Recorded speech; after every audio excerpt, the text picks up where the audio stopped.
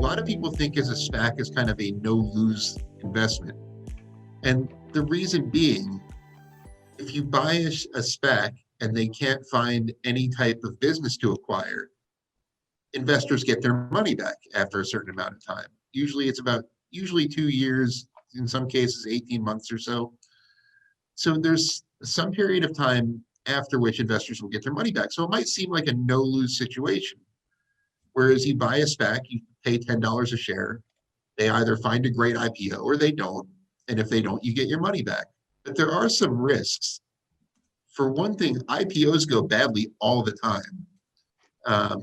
It's not, you see lately, investors are forgetting this with, Airbnb and DoorDash and things like that, seem to triple every time you look at your computer screen. But IPOs go the other way all the time. So there's no guarantee that the management team is going to make a good decision. So don't think of a SPAC as a risk-free strategy. What do you think investors should be aware of before they buy their first SPAC? I think that, for a good SPAC, you want to take a look at the management team behind it. You want to take a look at the people who are going to be negotiating the contracts with privately held companies, the people that are going to be talking to those privately held companies, those founders. Find people who are actually going to get, good target businesses to pay attention to them. Because like you and I could set up a SPAC and we could ask a bunch of Motley Fool folks to give us $10 a share. But I don't know about you, I wouldn't have the first thought of, well, okay, how do I go find a privately held company that's going to be investable, that's going to, make a lot of money for my investors?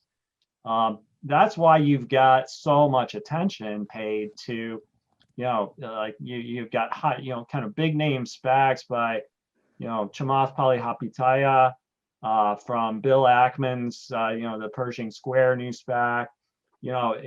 Those big names who've demonstrated their ability to find good target businesses, they come with a premium, and although it's a limited universe, that premium has generally been justified in terms of what's happened to the shares of the companies that they've found after those mergers take place. And so if you're looking at a SPAC for the first time, probably best not to take just sort of a randomly picked one.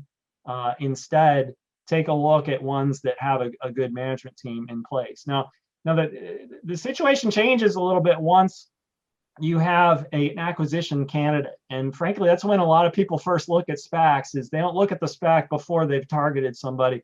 You only take a look once they pick a company, and in those cases, that's a much harder deal. It becomes much more like a pre-IPO IPO in the sense that you get hype about the underlying business, what industry it's in. You've seen a whole bunch of SPACs targeting companies in the electric vehicle, battery technology areas. And there, you kind of, once you know what business that SPAC is going to be buying, then you can kind of do the foolish look. You kind of look at the fundamentals of the business, where you see the growth opportunities, where you see the risks. You look at the terms of the deal and see where your risk and reward as a shareholder is going to be, and then you can kind of go from there. But yeah, there's kind of two phases to it in terms of whether you're going to buy into the SPAC before they pick the target or after they've already identified a merger candidate. Yeah, I look at a SPAC as a bet on management. It's if you notice some of the like the SPACs you just mentioned, like Pershing Square's SPAC and all the ones that start with the symbol IPO. There's five. There were five of them. Now there's just 3 left in the market. But if you look at some of those, they trade at pretty big premiums, even though they don't have deals yet.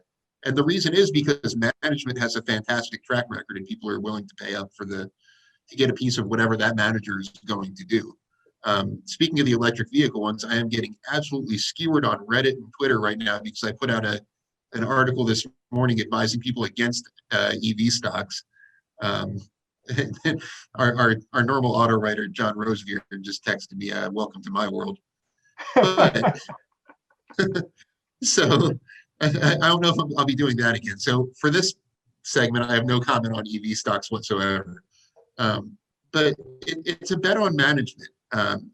Don't chase speculation, which is something that you would do after a deal is announced. But be sure that you're really confident in the management team. That's whenever I look at an S1 filing by which is the regulatory filing a SPAC would file before it goes public, I always scroll right down to the management page because that is, to me, the most important page in the entire, 150-page document is who is going to be running the show, who is going to be selecting an acquisition candidate,